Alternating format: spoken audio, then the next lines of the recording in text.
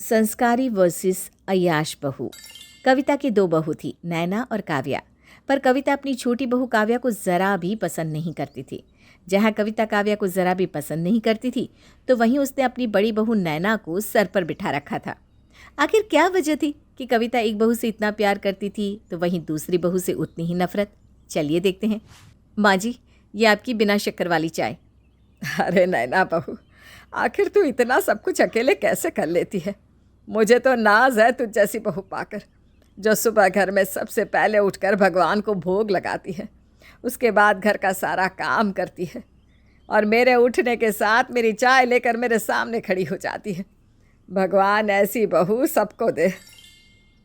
माँ जी, ये संस्कार मुझे मेरे माता पिता ने दिए हैं। हमारे घर में तो सब ऐसे ही हैं। और आप मेरी सासू माँ हैं, आपका ख्याल रखना तो मेरा फ़र्ज़ है। तो जैसी संस्कारी बहू पाकर तो मेरी किस्मत ही खुल गई। काश कि मेरा नालायक बेटा नितिन तो जैसी किसी संस्कारी लड़की से शादी करता, पर पता नहीं उसे उस अय्याश लड़की में न जाने ऐसा भी क्या नज़र आया जो उस पागल ने उस लड़की से शादी कर ली, जिसे घर की कोई चिंता नहीं। हो ना हो अभी भी वो आराम से सो रही होगी महारानी। कविता ये सब कुछ बोल ही रही होती है कि तभी काव्या अंगड़ाई लेती हुई अपनी सास के कमरे में आती है और अपनी जेठानी से कहती है, मैं जानती थी दीदी आप मुझे यहीं मिलेंगी। अच्छा मुझे जल्दी से बताइए आज का मेरा काम क्या है, ताकि उन्हें ख़त्म करके मैं आराम से सो सकूं या फिर कहीं बाहर जा सकूं। बहू, तेरे लायक कोई काम नहीं। एक काम कर, तुझे जो करना है कर। मेरी तो किस्मत फूट गई तू जैसी बहू पाकर। माँ जी, आप मुझ पर यूँ इस तरह हर वक्त चिल्लाती क्यों रहती हैं? अपनी हरकत देखिए तूने। पता नहीं मैंने ऐसे कौन से पाप किए थे जो तुझ जैसी बहू मिली है मुझे। काव्या अपनी सास की बात का कोई जवाब नहीं देती और अपनी सास की बातों को इग्नोर करके अपने कमरे में चली जाती। काव्या तैयार होकर पार्टी के लिए जाने लगती है। काव्या, आज तुमने फिर छोटे कपड़े पहन लिए। तुम जानती हो ना माँ जी को तुम्हारे इस तरह से छोटे कपड़े पहनकर बाहर जाना बिल्कुल भी पसंद नहीं। जानती हूँ दीदी, पर मेरी आदत है सासू माँ की बातें ना सुनने की। शादी से पहले मेरी माँ भी ऐसे ही हर समय मुझे सुनाती रहती थी, पर मैं कभी नहीं बदली, तो भला आप कैसे बदल सकती हूँ? पर माँ जी की तबीयत खराब है और तुम ऐसे में बाहर जा रही हो। नैना काव्या से बात कर ही रही होती है कि तभी वहाँ कविता आ जाती है और अपनी छोटी बहू के कपड़े और उसके स्टाइल को देखकर उसे ताने देने लगती है। अरे नैना बहू, तू किस भैंस के आगे बीन बजा रही है? भला इससे क्यों फर्क पड़ने लगा मेरी तबीयत से? माँ जी, आप कहना क्या चाह रही हैं? माना कि मैं दीदी की तरह साड़ी नहीं पहनती, ना ही पूजा पाठ करती हूँ और ना ही दीदी की जितना घर का काम करती हूँ, पर इसका मतलब ये नहीं कि मुझे अपने घर वालों की फिक्र नहीं है। हाँ बहू, अपना ये नाटक बंद कर। अगर तुझे मेरी इतनी फिक्र होती तो तू बाहर घूमने नहीं जाती। माँ जी, अगर मुझे पता होता कि आपकी तबीयत खराब है तो मैं अपने सारे काम रोक देती। आप जानती है ना, मुझे मीटिंग अटेंड करनी होती है, इसीलिए तो बाहर जाती हूँ। मैं कोई शौक से बाहर नहीं जाती। काव्या, रहने दो। माँ जी हमारी सास है, सीख ले अपनी जेठानी से कुछ। एक मेरी बड़ी बहू है जो मेरे सामने बोलती भी नहीं, और एक मेरी छोटी बहू है जो मुझसे जुबान लड़ाती है। इतना बोलकर कविता हाँफने लगती है और सोफे पर बैठ जाती है। अपनी सास की ऐसी हालत देखकर उसकी दोनों बहू उसकी मदद करने के लिए आती है, पर कविता काव्या को खुद से दूर कर देती है, जिसके बाद नैना अपनी सास को पकड़कर उसे उसके कमरे में ले जाती है। माँ जी, आप अपने कमरे में आराम कीजिए।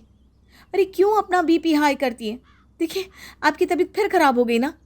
क्या करूं नैना बहू, काव्या जैसी बहू पाकर मेरी जिंदगी नर्क हो गई है। उसकी वजह से मैं किसी के सामने नज़र उठाकर बात भी नहीं कर पाती। कविता अपनी बड़ी बहू से काव्या की बुराई कर रही होती है और ये सारी बातें काव्या अपनी सास के दरवाजे पर खड़ी होकर सुन लेती है। अपनी सास की बातें सुनकर काव्या को बहुत बुरा लगता है। वो अपने कमरे में जाकर रोने लगती है। ऐसे ही कुछ दिन बीत जाते हैं और एक रात अचानक से कविता की तबीयत खराब हो जाती है और वो नैना को आवाज़ देती है। नैना बहू, जल्दी आ, मुझसे सांस नहीं लिया जा रहा। तूने मेरी दवाई कहाँ रखी है? मुझे मेरी दवाई नहीं मिल रही। कविता को सांस लेने में काफ़ी दिक्कत होने लगती है और वो नीचे ज़मीन पर गिर जाती है। अपनी सास की आवाज़ सुनकर काव्या कविता के कमरे में जाती है और कविता की दवाई ढूंढकर उसे देती है। माँ जी, ये लीजिए आपकी दवाई। अब आपको आराम लग रहा है ना? काव्या बहू, तू नैना बहू कहाँ है? पता नहीं माँ जी, दीदी कहाँ है।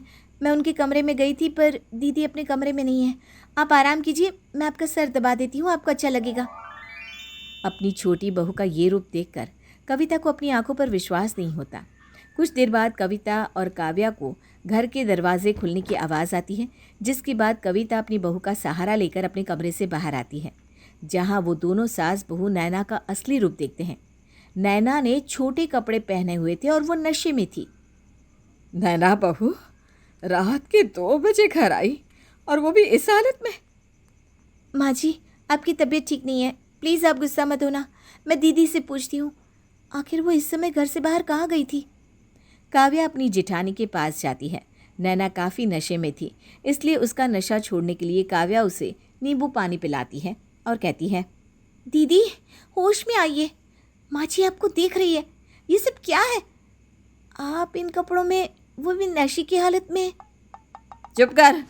अगर मेरे सामने उस बुढ़िया का नाम लिया ना तो तेरे लिए अच्छा नहीं होगा।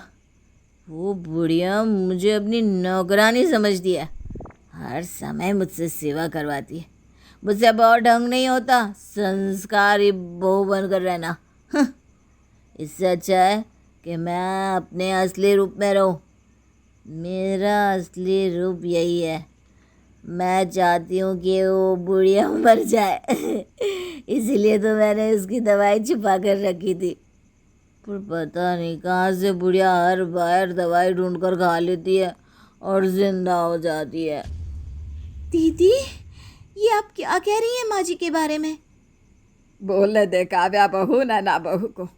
मैं हमेशा तुझे गलत समझती थी क्योंकि तू बाहर नौकरी करती थी, ज़्यादातर समय घर से बाहर रहती थी, छोटे कपड़े पहनती थी, रात को घर लेट आती थी। पर मेरी संस्कारी बहू तो तू निकली और नैना बहू ने तो मेरी नाक ही कटवा दी। माँ जी ऐसा मत कहिए, क्या पता दीदी के साथ कुछ हुआ हो। मेरे साथ कुछ नहीं हुआ, मैं ऐसी हूँ, पर अब मुझसे और ढोंग नहीं हो रहा। जिसको जो करना है वो करे, मैं तो ऐसी ही रहूँगी। ठीक है बहू, तुझे जैसे रहना है तू रह, पर अब तेरा और मेरा रिश्ता नहीं। तू इस घर में तो रहेगी पर मेरी बहू बनकर नहीं। अब से तू मेरे लिए एक अजनबी है। अपनी बड़ी बहू का असली रूप देखकर कविता को अपनी गलती का एहसास होता है, जिसके बाद फिर कभी कविता काव्या को उसके काम के लिए और पहनावे के लिए रोक टोक नहीं करती और उस पर आंख बंद करके विश्वास करती है। तो वहीं दूसरी ओर अपनी नैना बहू का रूप देखकर वो उससे कभी नज़रें नहीं मिलाती और ना ही उससे बात करती है, और यही नैना की सज़ा होती है।